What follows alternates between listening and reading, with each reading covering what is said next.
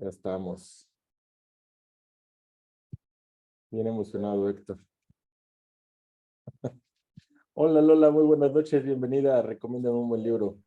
Hola, gracias. Pues Hola, estamos buenas ya noches, Lola. aquí Hola. reunidos. Adelante, Víctor. Amigos de Recomiéndame un buen libro, buenas noches. El día de hoy tenemos el gusto que nos acompañe Lola Ancira, de quien hemos estado comentando su libro de cuentos Despojos. Sin mucho preámbulo, pues vamos a empezar a platicar con Lola. Lola, si tú nos quieres platicar de ti, si nos quieres ir platicando del libro y luego procederemos a hacerte todas las preguntas, todas las inquietudes que salieron a lo largo de estas semanas que te hemos venido leyendo. Bienvenida y muchas gracias por aceptar la invitación. Gracias a ustedes por leer mi libro, por interesarse en pues estas historias que narro aquí en Despojos. Yo tengo ya varios años escribiendo cuentos, soy narradora. Este es mi cuarto libro de cuento publicados, el primero que se lleva un concurso nacional, entonces también estoy muy contenta por eso. Y pues no sé, es un poco complicado hablar de este libro porque yo lo pensé como una crítica social muy fuerte, también como una crítica política. Los temas que se tocan tienen que ver con la violencia de género, con el feminicidio, con las desapariciones forzadas, entonces es un libro fuerte, no son temas que bueno, desgraciadamente son temas de los que hablamos todos los días, pero no son temas en los que reflexionamos tanto o en los que nos metemos tanto como con estas historias. Yo tuve que hacer también un proceso de investigación muy arduo para poder como investigar, para poder que resultara verosímil todo lo que estaba narrando. Y yo no he sido víctima pues directa de estos crímenes, pero me parece que como sociedad a todos nos pertenecen estas pérdidas y estas muertes y estas violencias. Entonces, desde ese lado era del que lo quería trabajar. Lo trabajé como un proyecto para el FONCA, que es una beca que les dan a jóvenes creadores de menos de 35 años. Y afortunadamente me lo dieron, entonces lo trabajé durante todo un año. El proyecto era de 10 cuentos, el libro finalmente se publicó con 8 cuentos porque saqué uno que era sobre la secta Nexium, que no me convenció del todo como lo estaba trabajando, y otro de los cuentos lo saqué porque lo metí a un concurso internacional, se ganó una mención honorífica, pero me mencionaron ahí y mencionaron el título del cuento, entonces ya lo tuve que sacar del proyecto, ya no se podía publicar con el libro. Pero de todas formas lo publicaron en la plataforma de Aristegui Noticias, entonces siento que con la mención y que con la publicación en la plataforma también le fue bien. Se publicó también en la antología de mexicanas 11 narrativas contemporáneas, si no le estoy cambiando el título, y ese libro se llevó el premio de la CANIEM el año pasado, entonces también le fue bien esa antología.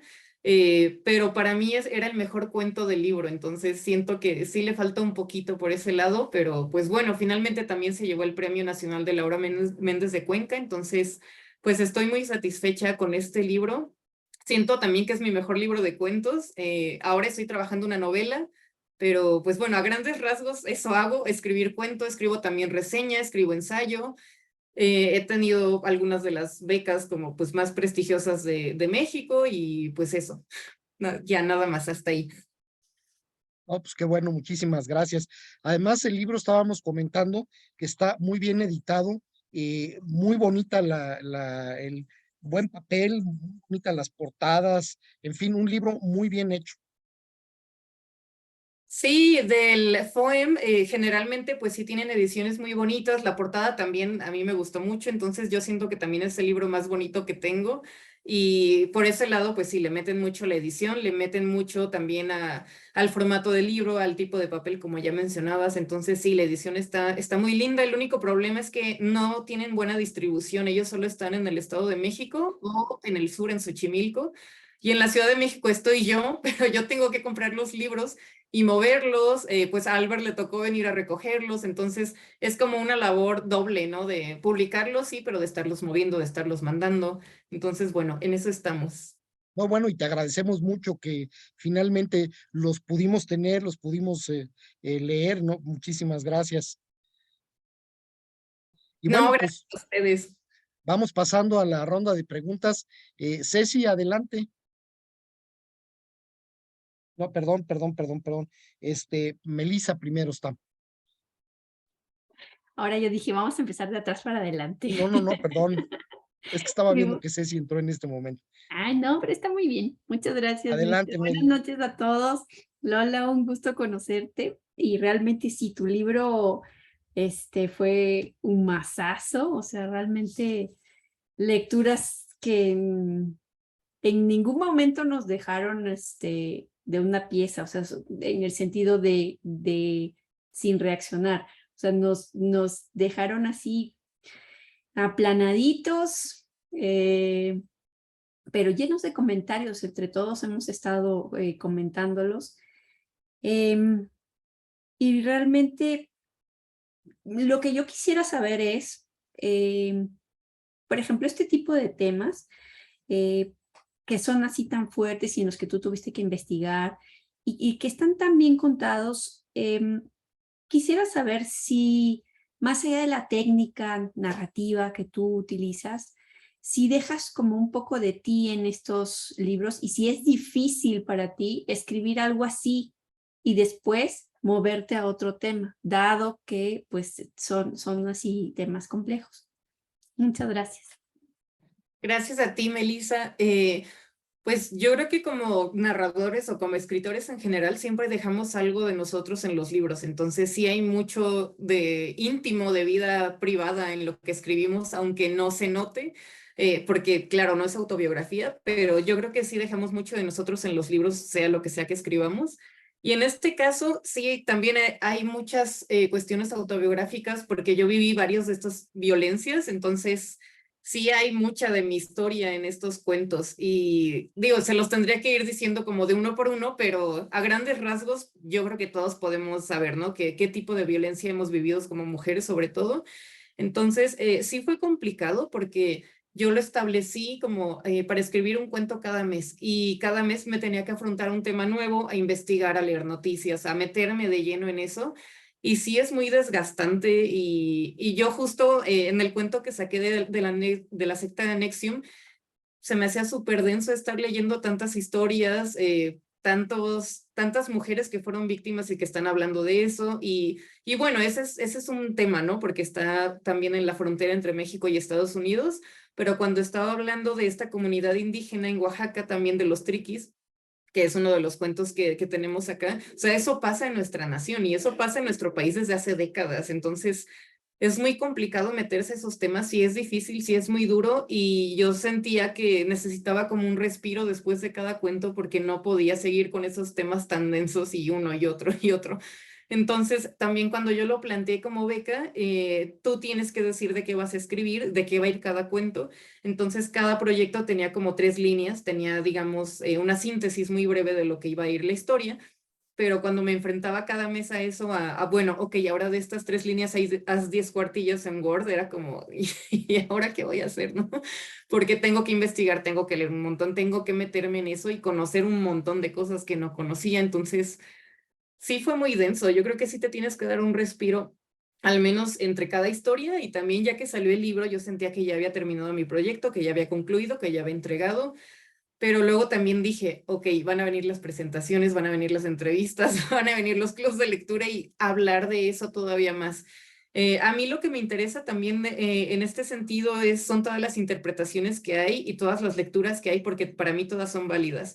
Todas las lecturas son subjetivas y cada quien va a tener algo que opinar y algo que comentar. Entonces, desde mi perspectiva, eso también enriquece un montón al lado del autor, porque nos debemos a los lectores. Entonces, sin lectores no tendríamos razón de ser y para mí es muy importante estar aquí escuchándolos a ustedes, sus dudas, sus comentarios y todo, porque todo tiene que ver con la obra también, ¿no? Un libro, sí, un libro son las páginas, pero también qué pasa después de eso con las lecturas, con las reflexiones, con la toma de conciencia o no. Entonces, lo que yo quería también hacer era como llegar a eso, ¿no? A un punto de reflexión sobre todos estos temas que supuestamente sabemos o nos tocan o nos llegan, pero en realidad no es tanto, ¿no? Lo que sabemos. Hay mucho más allá. Es como esta teoría del iceberg de Hemingway, donde lo único que vemos es la punta que está afuera, pero dentro está el mayor porcentaje de lo que no sabemos. Entonces, lo que quería mostrar un poco era eso, ¿no? ¿Qué subyace en esta violencia? ¿Qué hay debajo? ¿Qué no podemos ver? Muchísimas gracias, sí lo lograste. Gracias a ti. Heidi, adelante. Hola Lola, otra vez, qué gusto encontrarte. Yo leí tu libro hace como 2 meses y no lo puedo superar. Me sigue persiguiendo. Este, mm, si a mí me dejó así, la pregunta era muy parecida a la de Melissa. ¿Cómo te dejó a ti? Si a nosotros nos partiste el corazón, el cerebro, todo, ¿cómo quedabas tú? Y nosotros lo leemos y lo leemos pues, no, muy cortitos, ¿no? Lo leemos en 1 hora, tan rápido, ¿no? ¿Cómo te dejó a ti esto bueno, ya dijiste, ¿no? Que uno por mes, yo me leía uno por día porque era demasiado, y decirte que de hablar con los muertos, no lo supero. No lo supero, ay, me parte el corazón porque en esta zona de que yo vivo en Córdoba, Veracruz, hijo, ha habido tantos casos de estas personas. Vas por las calles y ves los letreros de las familias que los siguen buscando, y hay letreros que tienen 2 años o 3, y hay letreros que tienen meses. Y entonces a mí me pega muy fuerte y bueno, ese era mi comentario. Y bueno, más o menos la pregunta de Melissa es la misma. Muchas gracias. Felicitarte por esta maravilla. Fuerte, tremendo, me hizo llorar, me hizo reflexionar, pero es una joya del libro, ¿eh? Te seguiré leyendo siempre. Muchas gracias, Heidi. Lo presentamos el sábado en Querétaro y Vicente Alfonso fue mi presentador y justo decía que son temas duros, pero de los que se tiene que hablar, ¿no? Eso, o sea, de los que tenemos que reflexionar, ya lo que mencionaba también.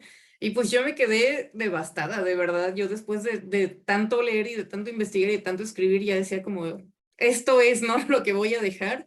En esto queda como toda mi reflexión, todo lo que yo quiero hablar en torno a estos temas, entonces hasta ahí. También en la presentación en Toluca, en la primera presentación, la del premio, me decían, esto va a ser como una temática recurrente en tu obra. Y yo decía, no, es que no puedo. O sea, yo lo tomé como proyecto y ya lo trabajé y ya hice todo lo que tenía que hacer en torno a estos temas, entonces ya no puedo seguir trabajando en eso porque es muy desgastante. Yo ahora estoy escribiendo una novela que dejé pendiente desde 2018 y va más por una cuestión de trastorno psicológico, que es también lo que me interesa mucho abordar. Pero esta cuestión de la violencia ya yo siento que ya la trabajé lo que pude trabajarla y es que no se puede, ¿no? Es como los periodistas. Yo creo que también es muy brutal pues enfrentarte con estos temas día con día y ver a qué límites puede llegar el ser humano o qué límites más bien puede transgredir el ser humano. Entonces, pues sí, es muy desgastante trabajar todos esos temas, pero yo también sentía que lo debía hacer desde mi trinchera, desde lo que yo sé hacer, que es escribir. Sí quería como hacer algo y creo que ya lo dejé pues puesto, lo dejé escrito. Eh, entonces eso, sí es desgastante, sí es muy fuerte estar trabajando estos temas, pero justo lo que mencionaba, ¿no? Yo creo que también es necesario acercarnos a ellos porque es muy fácil hacernos de la vista gorda, decir, bueno, sí pasó esto, pero ay, mira, un meme. Y es lo que falta, lo que pasa mucho en Facebook. Estamos en Facebook, nos sale una noticia de un feminicidio, nos sentimos muy acongojados, pero luego viene un meme y luego viene un chiste y luego viene una foto. Entonces, es eso, yo siento que era como esta cuestión de que todo se vive tan rápido, de que no le damos tiempo suficiente a todas estas cuestiones para pensar en ellas, para sentir el luto de verdad, para sentir el dolor de otro ser humano, y pasamos a otra cosa y ya no se nos olvidó, porque no nos toca directamente, pero yo siento que en realidad sí, todas estas pérdidas nos pertenecen como sociedad y es ahí donde tenemos que trabajarlas y abordarlas. Entonces era justo lo que yo quería hacer. Y me da gusto que me digan que sí. Y también es raro porque cuando alguien te dice lloré y me estrujó el corazón, ¿qué le dices? No, sí, pues gracias. No sé, más bien qué bueno que lo logré, era mi intención, pero también abrazarlos, ¿no? Y decirles que yo estoy con ustedes y que pues gracias por expresarme esto y no sé, yo también lo siento mucho y eso, yo estoy con ustedes.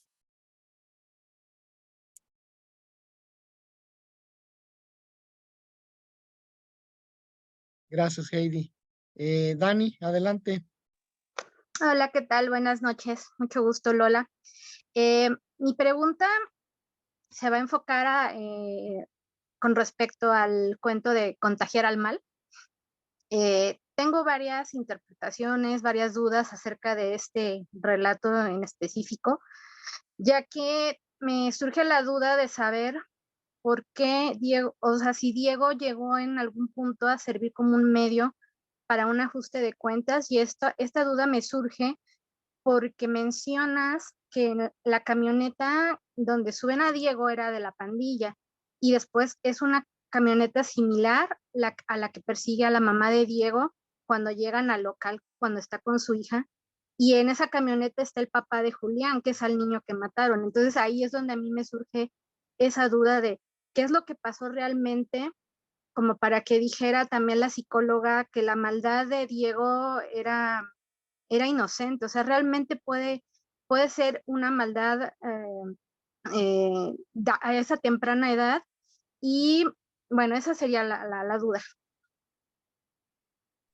Gracias, Daniela.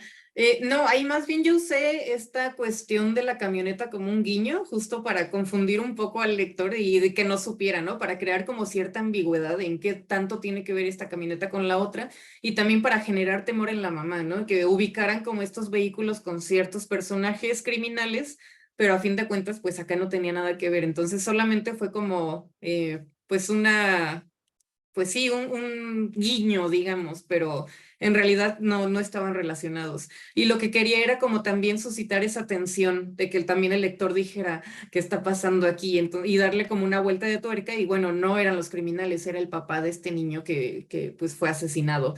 Ahí también lo que yo me quería preguntar o lo que yo quería trabajar con esa historia era precisamente eso, ¿no? ¿Cómo afronta la familia un crimen con un integrante de su familia que fue orillado a ser un criminal, o sea, que no lo era porque lo estaba pensando, sino que por las circunstancias terminó haciendo algo que no debía hacer, que estaba en el momento menos indicado, en el tiempo menos indicado. Entonces es eso, ¿no? ¿Cómo reacciona la familia? ¿Qué pasa con la familia y cómo le afecta directamente? Estas cuestiones como de los chismes, de que les hagan pintas, de que los agredan cuando ellos no tuvieron nada que ver, era también lo que yo quería trabajar. Ahí también un poco me guié hay una novela que se llama Tenemos que hablar de Kevin, que la hicieron película y que es buenísima. Entonces, cuando yo la vi, dije, es que es eso, ¿no? La mamá se siente muy culpable y empieza a tener estos retrocesos, ¿no? Y a decir, bueno, cuando era un bebé, pues yo lo rechacé un poco, quizás eso tuvo que ver con la formación de su psique, con que terminara haciendo esto en la escuela. Entonces, era eso justo lo que yo quería trabajar, cómo se configura la vida de los niños con este vínculo con los padres y también qué pasa cuando están en otro contexto, ¿no? Cuando los padres ya no tienen nada que ver. Entonces, ¿quién es el culpable, ¿no? O quién hace el criminal. Eso también tiene mucho que ver con una teoría de Zimbardo, que es un psicólogo social, que dice que hay dos teorías, ¿no? La teoría de la manzana podrida, que la ponemos en una canasta y pudre a las demás, o la teoría, que es como lo contrario, que es más bien el contexto que pudre a esas manzanas, ¿no? Si tú pones una canasta de manzanas en un lugar donde no debe estar, pues entonces se van a pudrir. Entonces es eso. Si el criminal también es nato o si se hace de acuerdo al contexto. Entonces son un montón de cosas que quería como meter ahí, pero justo lo que quería mostrar era eso, ¿no? Que no siempre un criminal es malo, sino que más bien es orillado a hacerlo. Y más en este caso, ¿cómo tratas a un criminal niño? Y cómo lo trata también el sistema, qué hace con ese criminal.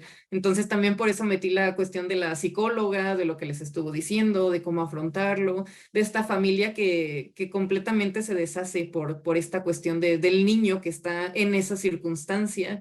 Entonces, bueno, regresando a la pregunta, no, la camioneta nada más era como un guiño para confundir un poco y para hacer aumentar la tensión en la historia y que al final pues llegara este señor y dijera, ¿no? Le da miedo a la oscuridad, recen por él. Que es así cuando te quedas como de, ay, quería darle justo ese final así con el niño que precisamente fue víctima. Justo, es una de las cuestiones que a mí me dejó reflexionando, porque a lo largo del libro, o sea, el nombre del cuento de Contagiar el Mal te deja pensando cómo se está contagiando ese mal en el transcurso de todo el libro y cómo está conectado también con domesticar al mal y también, o sea, de decir, a ver, a lo mejor es mi contexto de decir, yo no veo al niño mexicano cometiendo esos crímenes, a lo mejor yo en sociedad mexicana lo justifico porque es el medio que hace que el niño agreda al papá, porque está salvando a la mamá, porque sufre de violencia intrafamiliar, o es el niño que en tu caso, en tu cuento en particular, lo que hace es, si no lo hace porque está siendo sometido por criminales, lo pueden matar. Entonces, ahí es donde entra como mi duda de decir, ¿en qué punto, o sea, como los niños de Estados Unidos que matan en las escuelas, o sea, como que esa maldad no la vemos así todavía en México a pesar de la violencia en la que vivimos, ¿no? Por eso me llamó mucho la atención. Sí, justamente, bueno, ahorita que lo mencionas, también estaba pensando en este niño de Monterrey que llevó el arma y mató a la maestra y a los compañeros. O sea, aquí no se dan esos tiroteos, pero siento que sí se dan otro tipo de casos también que involucran a niños o adolescentes. Entonces, lo que quería hacer era como enfocarme en esos casos precisamente porque sí, son atípicos, pero están presentes. Muchas gracias, Lola. Gracias a ti. Amanda, adelante. Hola, buenas noches, Lola. Qué bueno que conocerte, qué agradable. Déjame decirte, a mí sí me hiciste llorar y con la pérdida de la niña yo lloré y lloré y lloré horrible.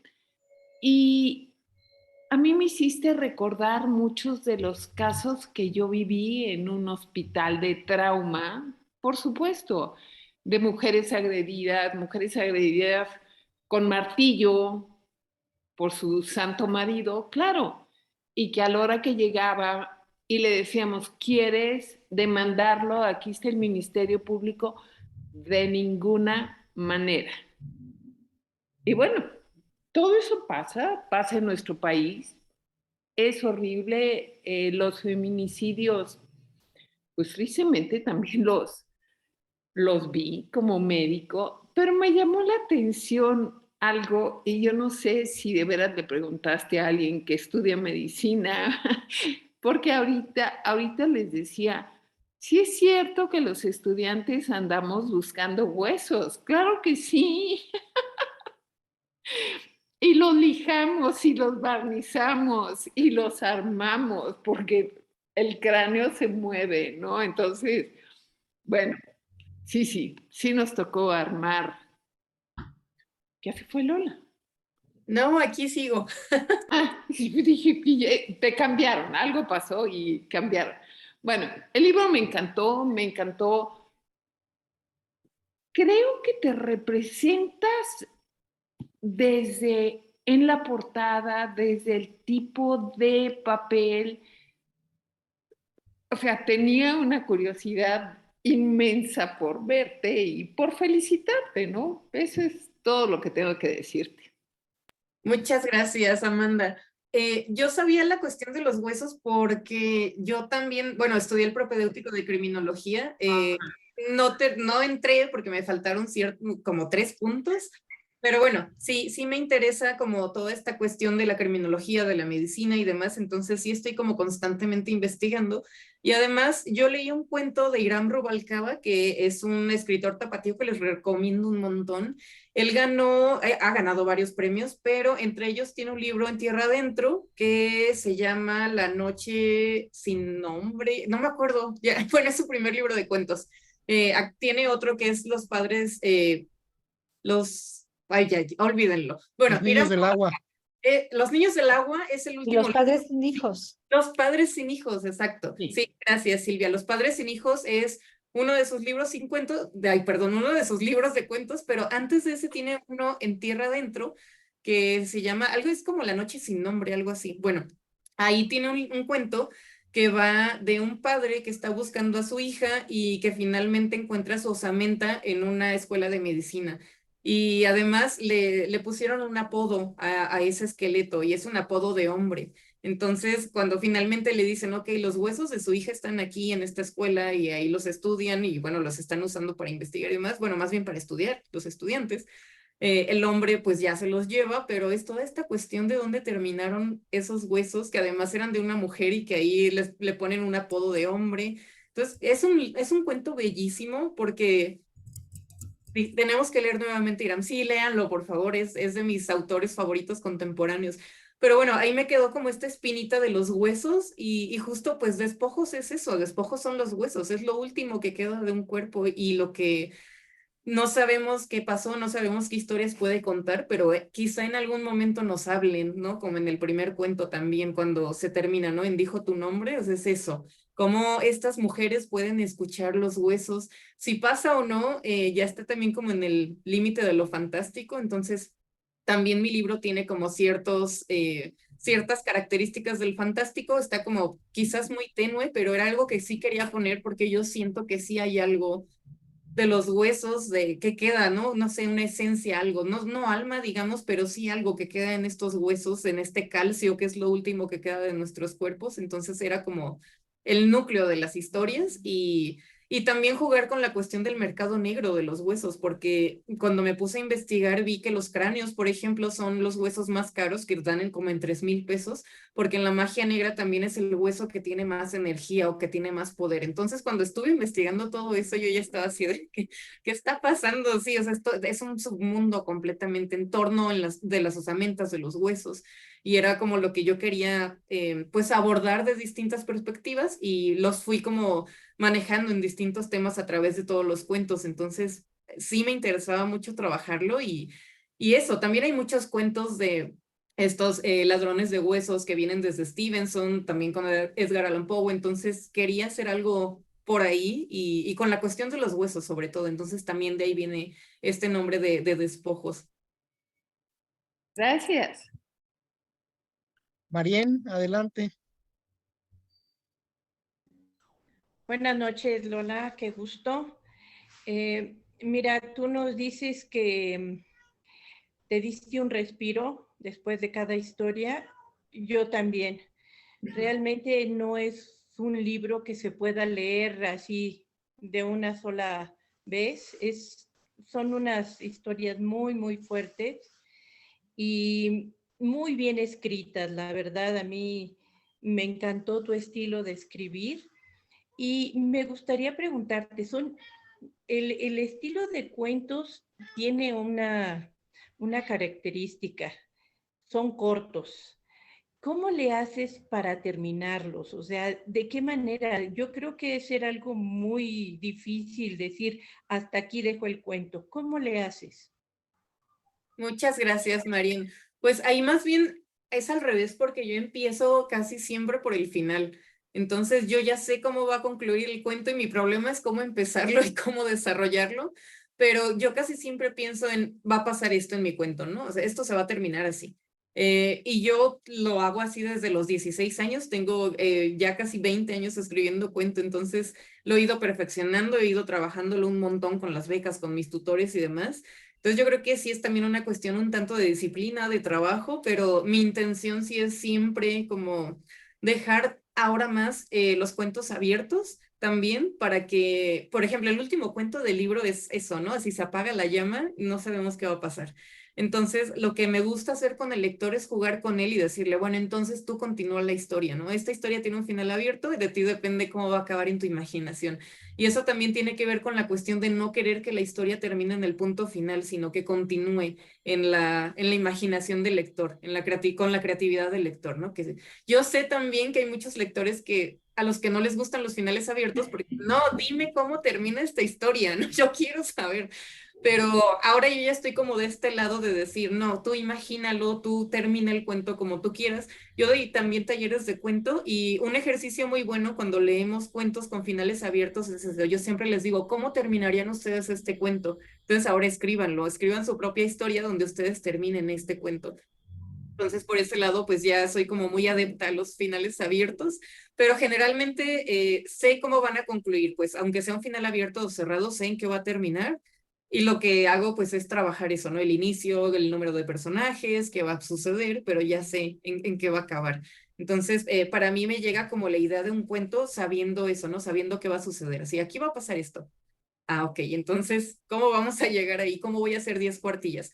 Para la beca, por ejemplo, yo también establecí que iban a hacer cuentos de 10 cuartillas. Entonces, por eso todos tienen como una extensión similar.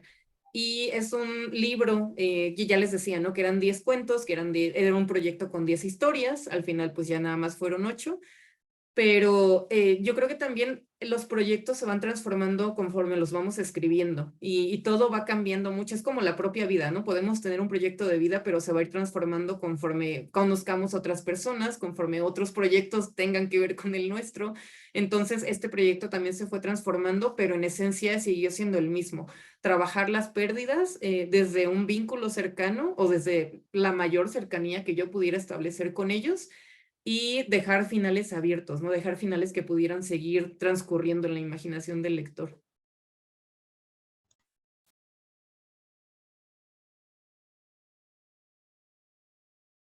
Micrófonos, María. Muchas gracias. Muy interesante. También te iba a preguntar que desde cuándo escribías, pero ya me lo has dicho. Muchas gracias. Gracias. Silvia, adelante.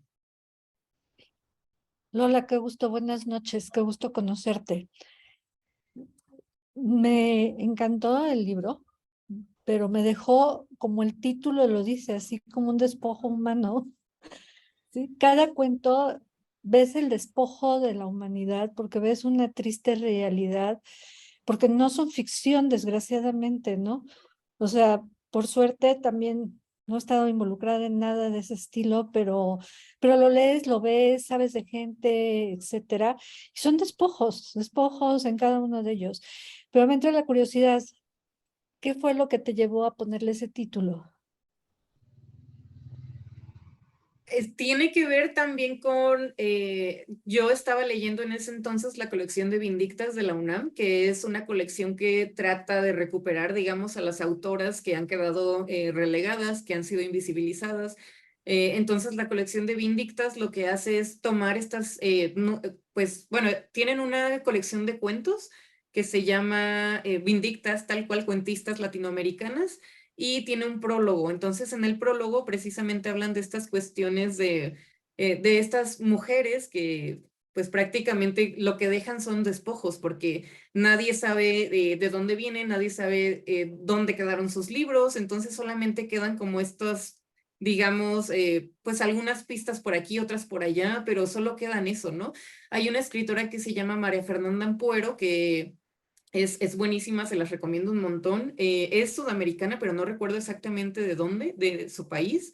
Pero bueno, ella lo que hace es hablar también de esta cuestión de los, de Ecuador. Muchas gracias, Ceci, sí, es de Ecuador.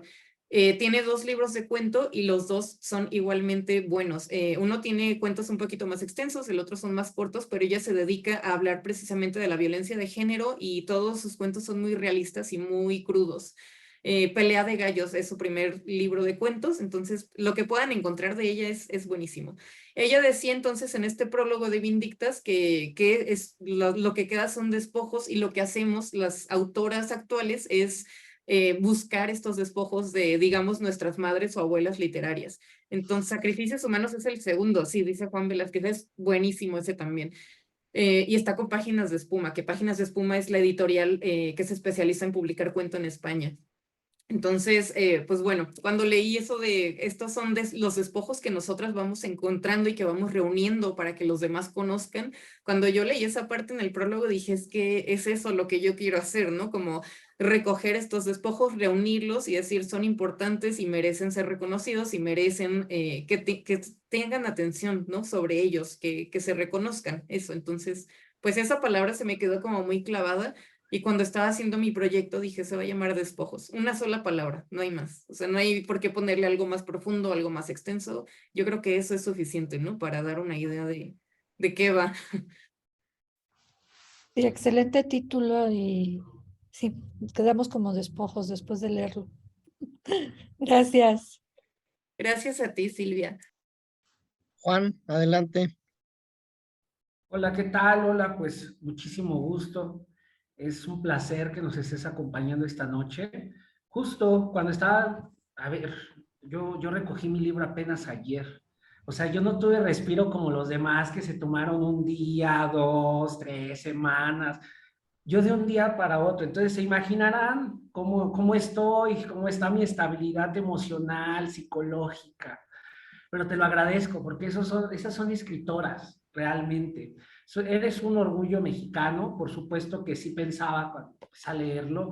Dije, esto es muy parecido a María Fernanda Ampuero, pero María Fernanda Ampuero es de Ecuador, es distinto de alguna manera la forma en la que narramos, la forma en la que contamos nuestras historias los mexicanos. Entonces, eres como, y déjame decírtelo, esta Amparo Dávila es una escritora que se quedó en el olvido, mucha gente no la conoce. Qué bueno que mencionas ahorita esta antología que hizo la UNAM, porque realmente eso pasa.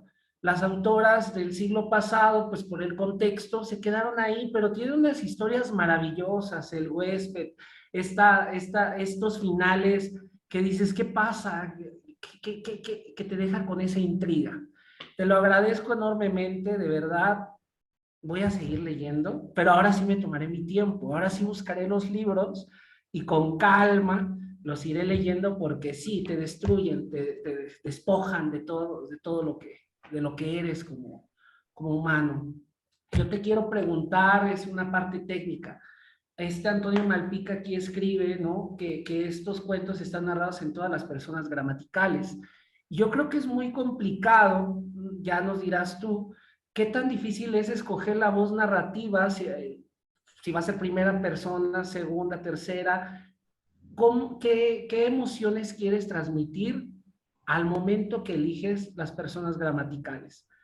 Fan tuyo, con un libro, me impresionaste, continuaré, pero bueno, muchísimas gracias.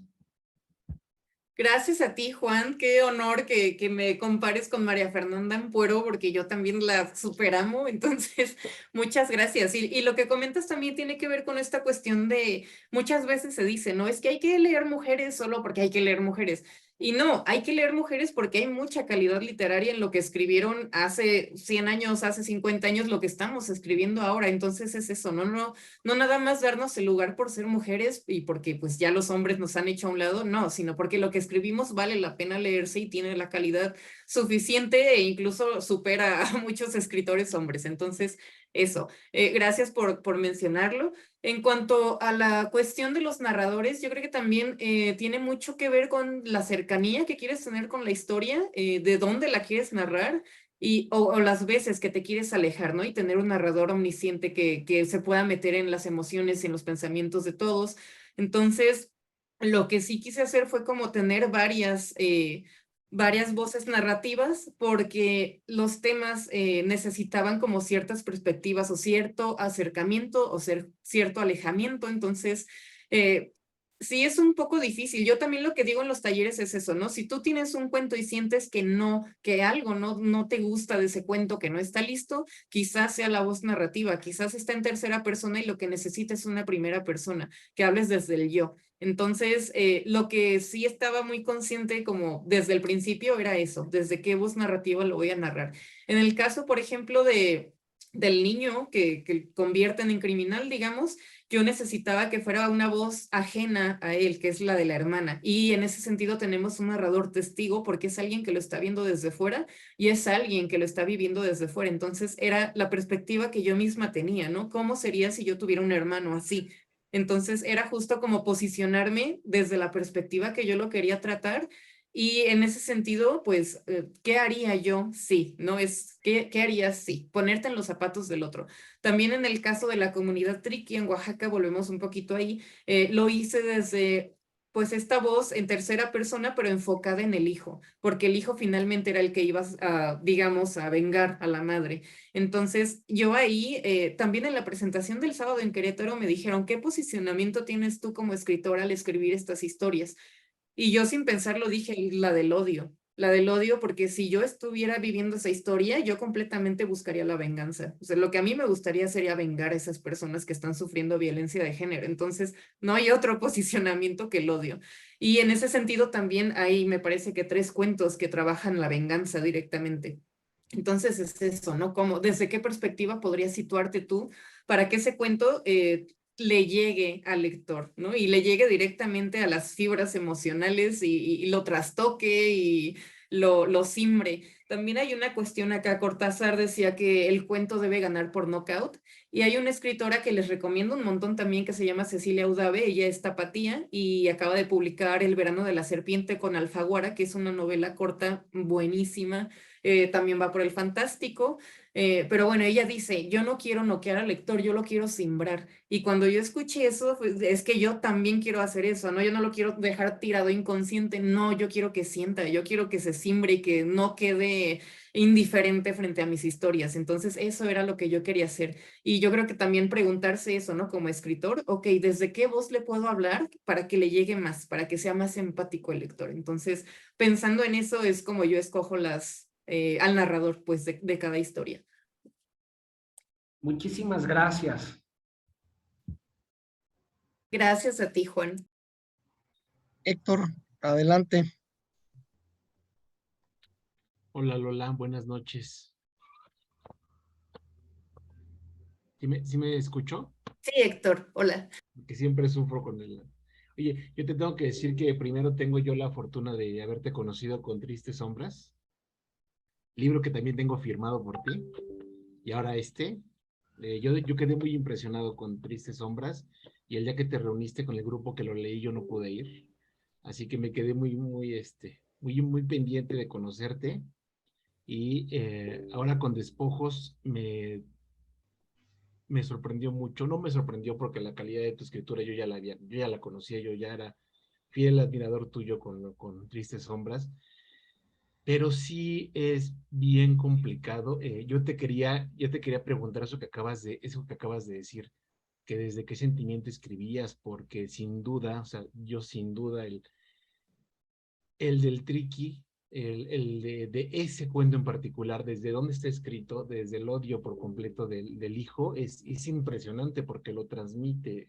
Y porque a mí sí me sorprendía mucho el asunto de que al leerlo como hombre, en esta sociedad que ha demeritado tanto a la mujer y la lleva a ese nivel, es bien triste porque ese cuento en particular es tan contradictorio y tan fuerte por el diálogo del papá con los compadres ahí cuando se están emborrachando y le salen con que el niño le salió raro, pero el niño solamente intentaba ayudar a la mamá.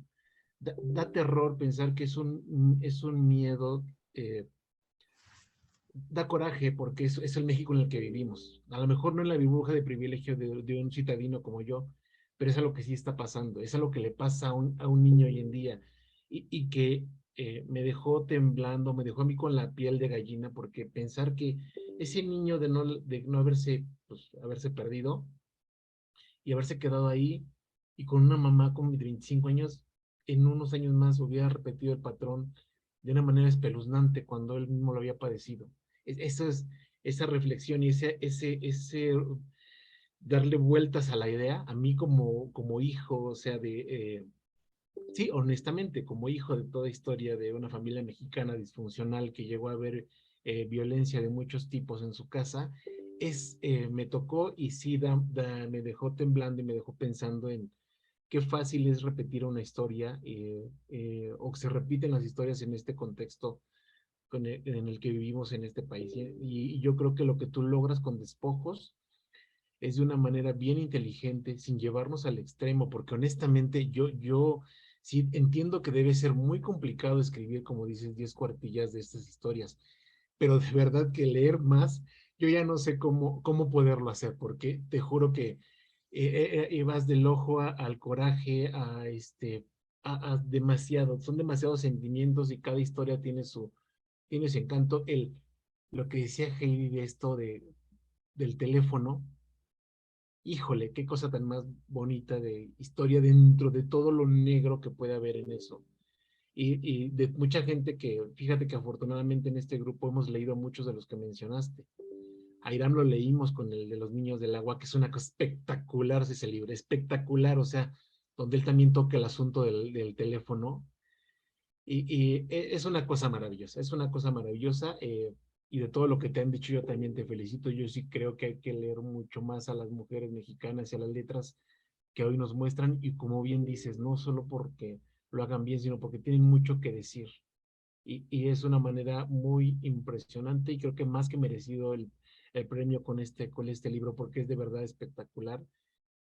Porque escribirlo del algo incómodo, de la manera en que lo haces, es de aplaudirse, porque te lleva a tocar esas fibras, te lleva a sacar los sentimientos, sin que te quieras casi tirar, pero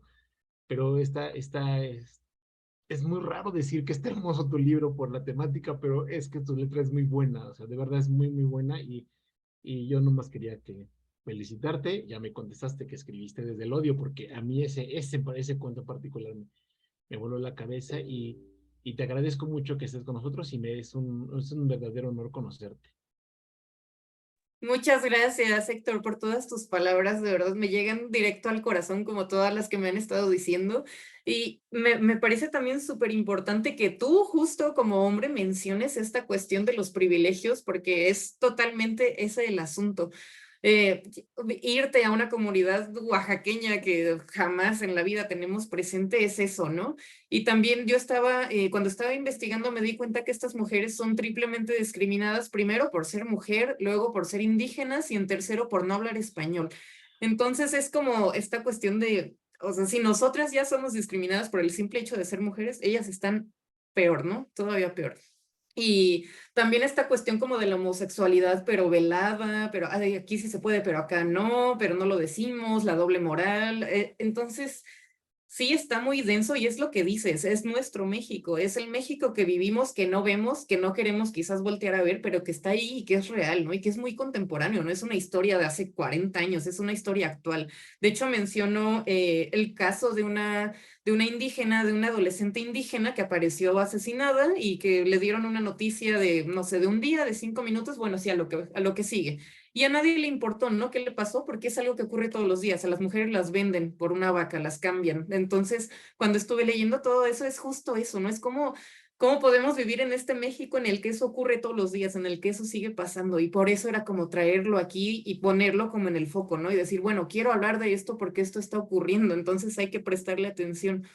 Y yo sé que, yo siempre digo, la literatura no tiene un deber moral, pero la literatura siempre va a ser política. Entonces, en ese sentido, yo sí me metí mucho en este asunto de la crítica. Y de hecho, también les quería comentar que después de que mi libro ganó, para la nueva convocatoria pusieron una nueva cláusula donde ya no se puede hablar de lo que yo hablo. Y está muy intenso porque es casi no se puede hacer crítica al gobierno, no se puede hacer crítica a nada, todo tiene que ser equitativo. Y hablamos de eso en la presentación en Querétaro, justo porque es una censura terrible. Y yo dije, bueno, yo no sé ahí qué pasó, ¿no? Yo creo que un funcionario público leyó mi libro y dijo, ¿cómo premiamos esto que nos está criticando a nosotros, ¿no? Que está criticando que el sistema no funciona y que la ley no se aplica. Entonces vamos a poner la nueva cláusula donde esto no se puede decir. Entonces, sí, estamos cayendo en algo muy denso porque nos están censurando, básicamente. Y de hecho, no tiene que ver con esto, pero me pidieron un cuento hace unos meses, un cuento juvenil que se desarrollara en Guerrero, y yo me fui otra vez a la crítica social, a los feminicidios y demás, y me dijeron, bueno, tu cuento está muy bien, pero no puedes mencionar al gobernador, no puedes decir que el gobernador desaparece gente. Y yo dije, bueno, me están censurando otra vez. Entonces es muy intenso tratar estos temas porque el mismo sistema te lo prohíbe, ¿no? En algún punto te censura o te dice, no, ya párale. Y también yo tenía un poco de miedo, debo de ser sincera, porque sí dije, bueno, es que no sé en qué contexto sí lo vayan a aceptar, no sé quién me vaya a decir aquí no. Y no ha pasado hasta ahora, pero con esa nueva cláusula en la convocatoria ya están diciendo todo, ¿no? Entonces, pues nada, sí es peligroso hablar de estos asuntos, pero de nuevo creo que es muy necesario. Y de verdad les agradezco un montón que se interesen en este tipo de literatura, porque leer lo que estamos escribiendo las mujeres ahora es específicamente en nuestro país, pues sí está muy interesante y además estamos tratando muy diversos temas. Otro tema que también está muy en boga es el de las maternidades disidentes, porque no todas las maternidades son bonitas y porque no todas las mujeres disfrutan la maternidad. Entonces, que se abran estos espacios para hablar de estos tópicos que antes se trataban así muy delicadamente, que no había espacios, a mí me parece también muy bueno. Y también lo hace Iram en el lado de las paternidades, de cuestionar estas paternidades mexicanas, de estos hombres que abandonan los hogares. y también es como cierta deconstrucción. Entonces a mí me gusta mucho lo que hace Iram en ese sentido porque va mucho por este lado de cuestionarnos la normalidad, ¿no? Y que esa normalidad realmente no es una normalidad, sino que la hemos aceptado y la hemos dicho, sí, esto pues ocurre y pues ya, ¿no? Pero no, la cuestión ahí es eso, es hacernos preguntas, es cuestionarnos, pues es eso, es poner en duda, ¿no? Lo que damos por hecho o por sentado.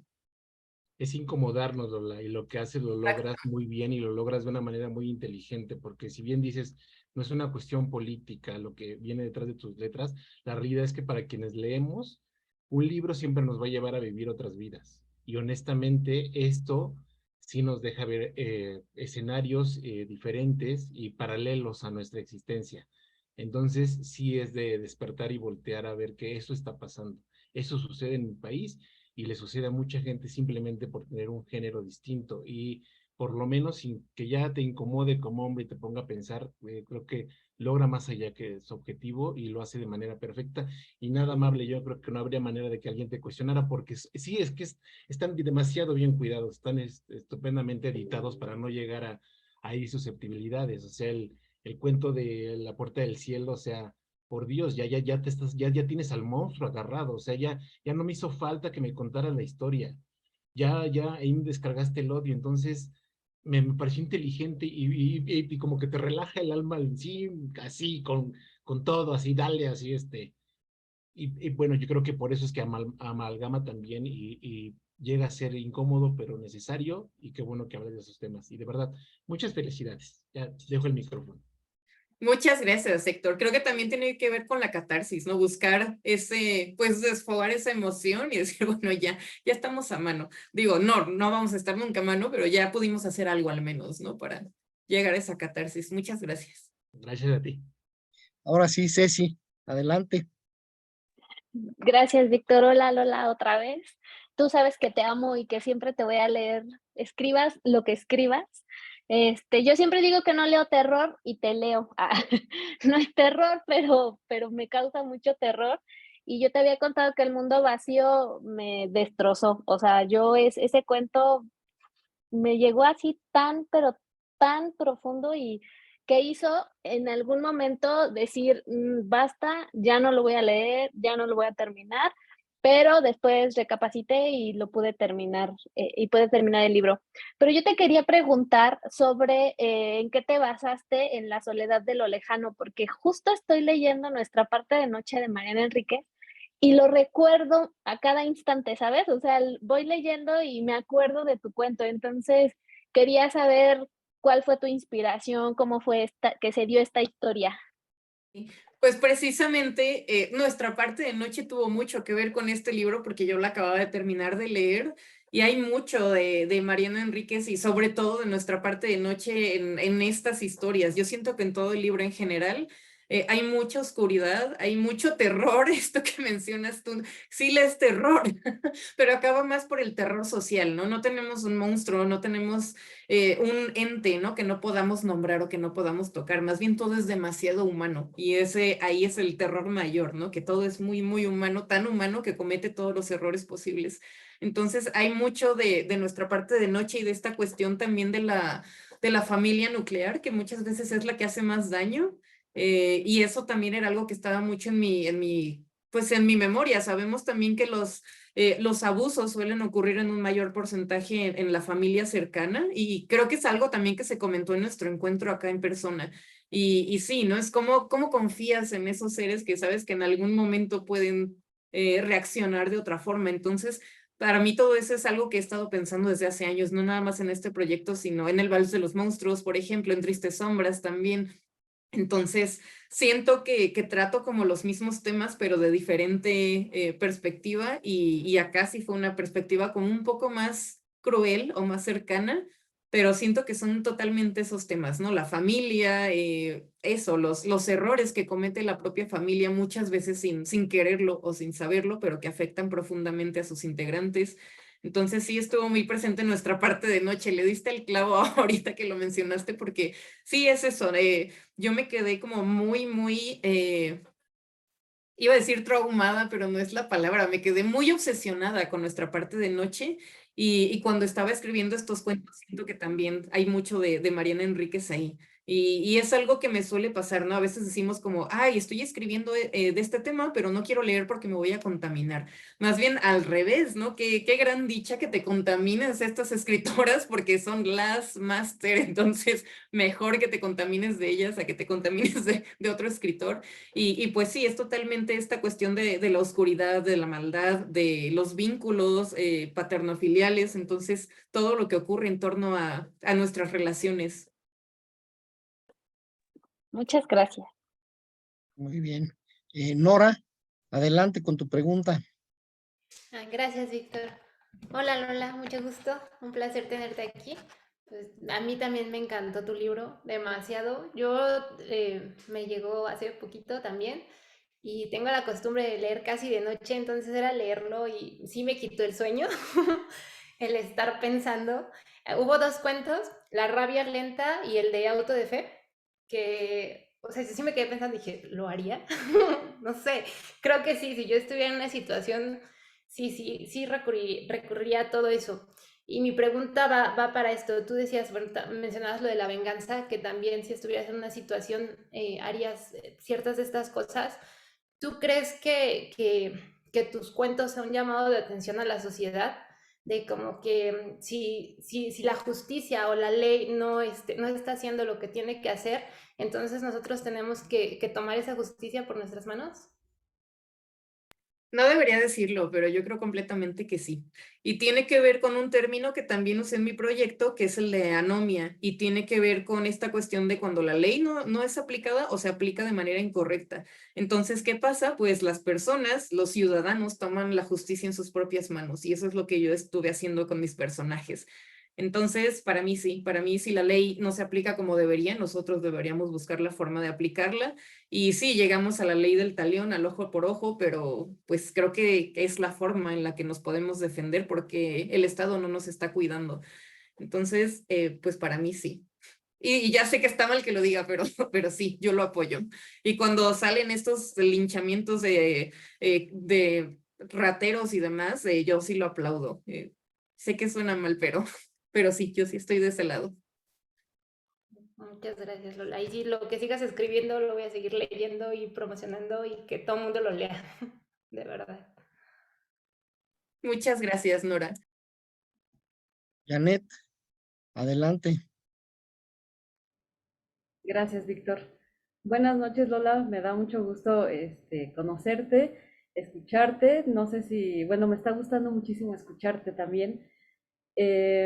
Me llama la atención lo que decías. Esto es un comentario antes de mi pregunta, lo que decías justamente de las becas, porque platicando con Ceci, le comentaba, oye, me llama la atención que un libro premiado por el gobierno toque estos temas y será una, perdóname, así lo pensé primero, será una broma macabra o, o, o realmente no les importa el tema y premian el talento, ¿no? O sea, uno puede hablar de lo que sea mientras el talento esté, pues se premia, ¿no? Y qué padre.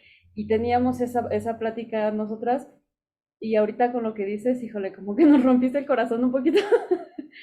Pero bueno, ojalá que siga habiendo espacios para que todos puedan hablar de lo que sea, que ustedes escriban de lo que sea, que nosotros leamos de todos los temas y que los podamos comentar, ¿no? Que se siga alimentando esa libertad. Y bueno, Lola, yo con el último libro, perdón, con el último cuento, o sea, todos los fui viviendo de una manera distinta, pero el último, no sé, o sea, ahorita me acuerdo y siento otra vez ese cosquillo en las manos, siento así de qué pasó, qué no pasó, y mi mente destructiva dijo, pues claro, la mataron, ¿no? Entonces, pero justamente esa última sensación, esa última línea, yo hasta dije, creo que me brinqué 3 páginas, o sea, no, o algo, es que no, algo pasó aquí, me perdí y volví a leer el final y otra vez, y la verdad es que me gusta mucho lo que logras, creo que fue en general lo que logras hacernos sentir, tal vez algunos sentimos más miedo, otros enojo, otros impotencia, pero a final de cuentas nos hace sentir muchísimas cosas y pensar, bueno, ¿y ahora qué hago con esto? ¿No? O sea, ¿qué viene? Y si leyéndolo las emociones son, no sé, es que nos hace sentir demasiado. Yo quería preguntarte a la hora de escribir, si tú te preparas emocionalmente, o sea, antes de escribir, ya digamos, no lo que has leído y lo que investigaste, sino ya con toda esa información, si tú tienes algún tipo de...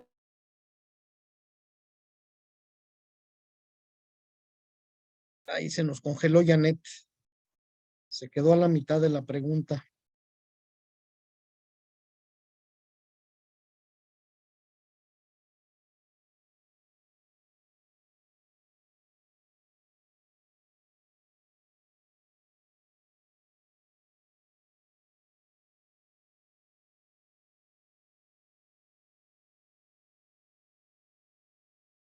Sí, yo creo que es la desconexión, mi ritual, la desconexión del mundo completamente. Incluso poner el celular, bueno, mi celular siempre está en silencio, pero más bien dejarlo a un lado y no conectarme a redes ni nada también ese tiempo que estoy escribiendo porque me tengo que concentrar. Entonces sí, tengo que como alejarme de todo. Muchas gracias. Oye, y después de haber escrito estos temas tan macabros, ¿no? ¿No sientes ganas de ir hasta allá donde están los buitres y gritar? Sí, completamente. O sea, yo también me quedo como con esa emoción de ¿y ahora qué hago? No sé, yo lo escribí, pero sigo con eso adentro de mí, así, ¿y ahora qué hago con todo esto, no? Como tú decías.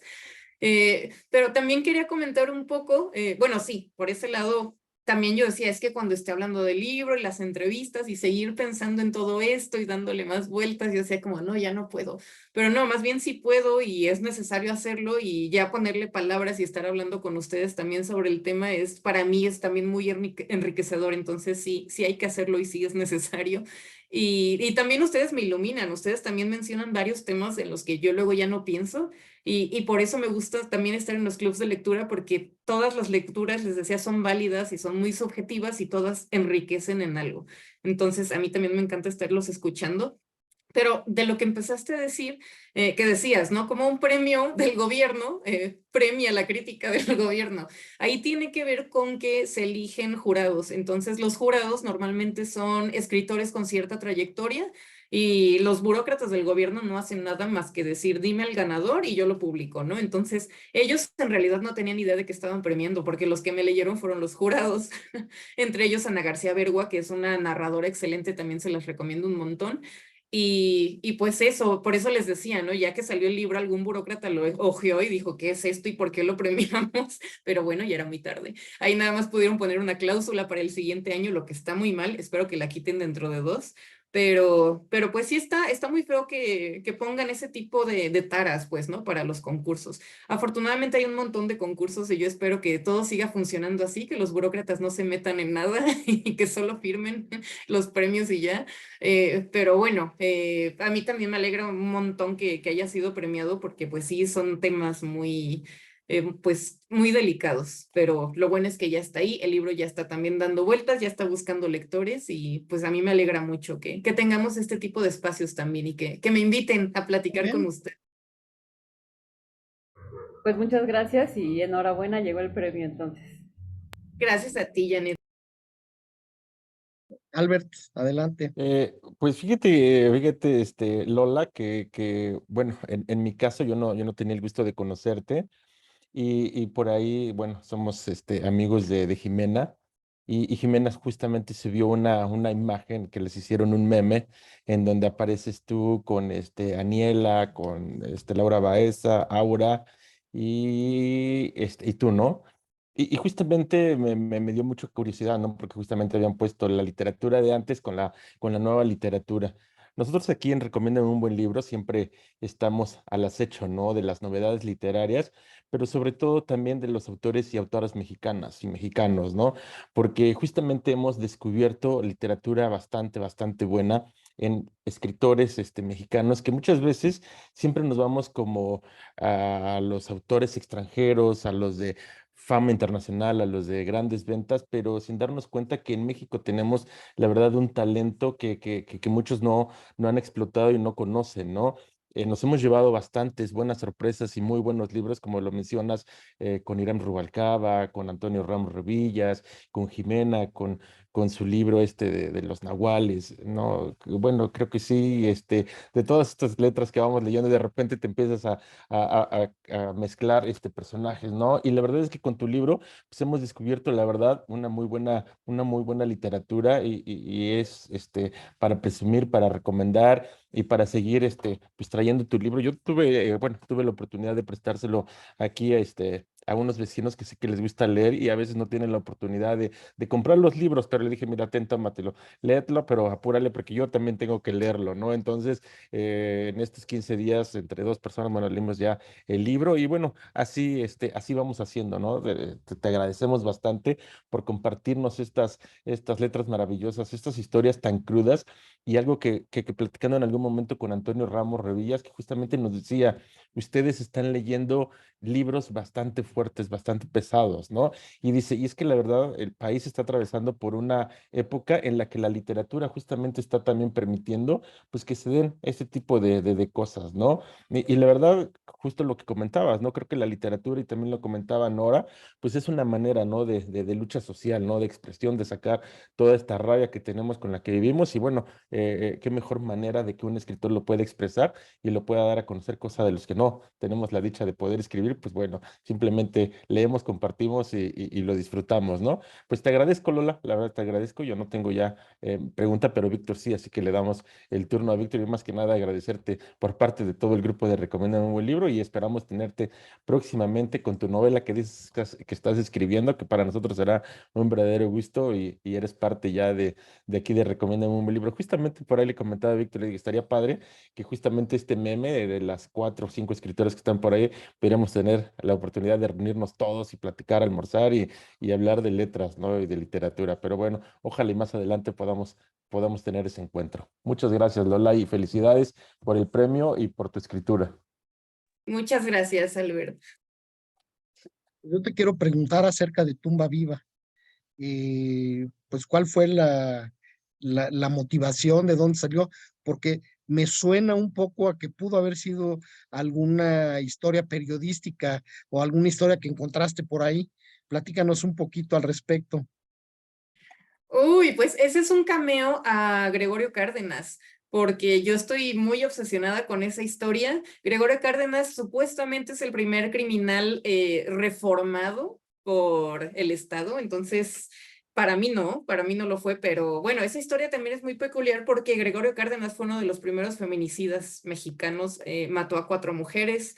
3 eran prostitutas, una era sobrina de un alto cargo, entonces digamos que no se abrió investigación porque pues a las prostitutas pues a nadie le importaban, pero hasta que mató a esta sobrina de este señor, ya empezaron a investigar y fue cuando dan con él.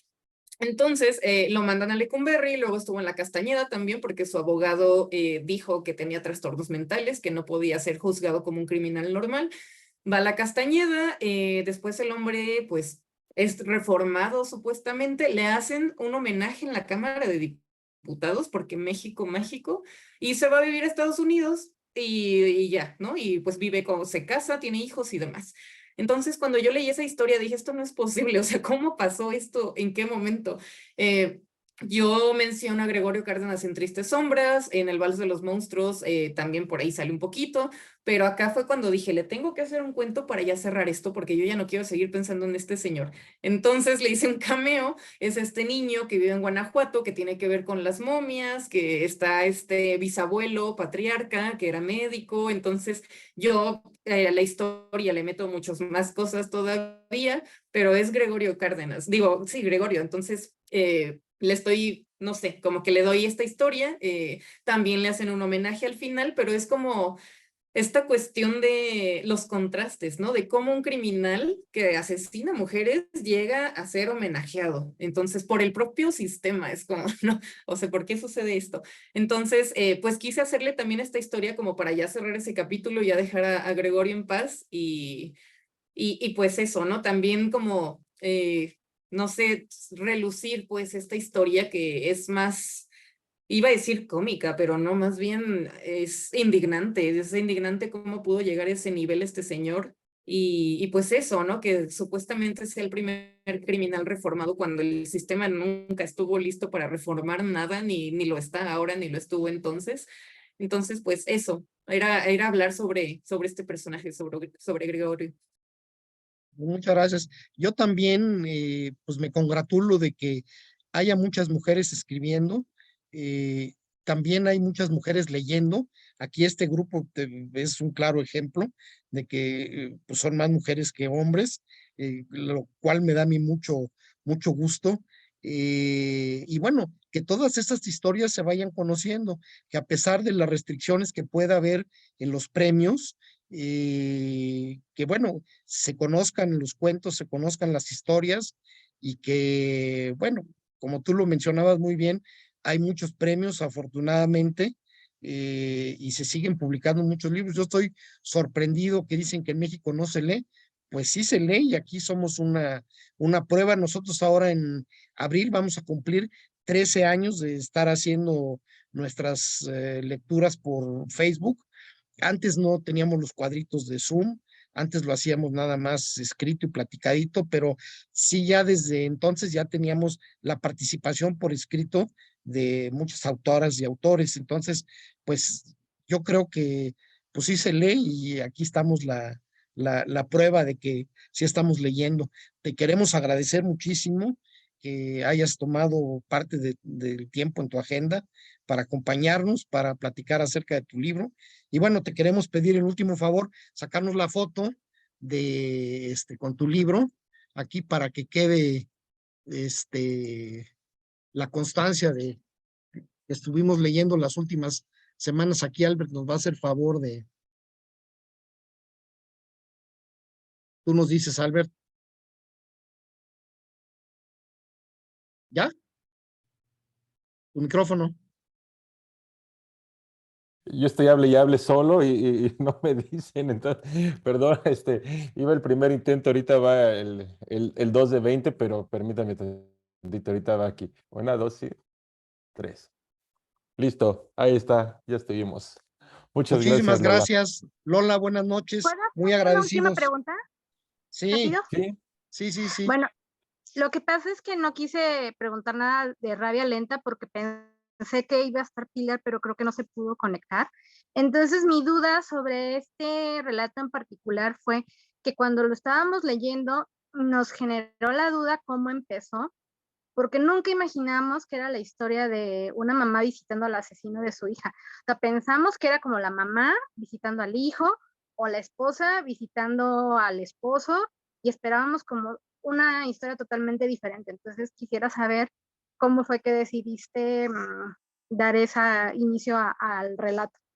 Muchas gracias, Daniela. De hecho, bueno, uno de los tutores fue Julián Herbert, Herbert, no sé cómo se menciona el apellido, pero él decía, la primera sección de ese cuento es un cuento perfecto en sí mismo, ¿no? Me decía, ya, ¿para qué le sigues? Yo decía, bueno, porque desde mi perspectiva tenía que seguir narrándolo, pero para él, esta presentación de la mujer que visita al hombre en la prisión ya es una historia, ¿no? En sí. Y pues sí, yo ya lo tenía en mente desde el principio de que era el asesino de su hija, pero justo lo que quería hacer era como dejarlo un tanto en la ambigüedad, ¿no? Esto que ya había mencionado, que el lector no sepa bien a qué se está enfrentando, pero que sepa que es algo muy denso. Y después, ya que venga pues esta cuestión de responder las dudas, y es el asesino de su hija, yo creo que todavía está más denso, ¿no? Y yo también lo pensé y dije, ¿qué haría yo? ¿Lo perdonaría? Y dije, no, o sea, puedo dudar, pero nunca voy a decir que sí. Entonces, es esta cuestión como de sí, no sé, pero al final no. Entonces, ahí volvemos con la cuestión del odio, ¿no? No te puedo perdonar porque no puedo y no lo voy a hacer. Entonces, pues nada, o sea, ese cuento también es muy duro porque sí tiene ciertas cuestiones autobiográficas y yo siempre digo, yo estoy aquí, pero podría no estarlo, ¿no? Esa es mi historia, podría haber terminado muy mal. Afortunadamente no, pero mucho de esa historia que yo viví de violencia de género está ahí. Y yo creo que a imaginar eso, ¿no? De qué hubiera pasado si, de nuevo, ¿no? ¿Qué hubiera pasado si esto hubiera llegado a los límites? No estaría aquí narrándolo, pero entonces también lo uso precisamente para darle voz a estos otros personajes y ponerlo, ¿no? Ponerlo en contexto y ponerlo aquí. Sí, muchas gracias. Gracias a ti, Daniela. Víctor, también muchas gracias. Albert, Heidi, gracias a todos. De verdad, me encantaron todos los comentarios, todas las preguntas. Gracias a ustedes también por darse este tiempo de leerme primero y después de estar acá conversando. Entonces, pues nada, yo me voy muy contenta. Muchísimas gracias.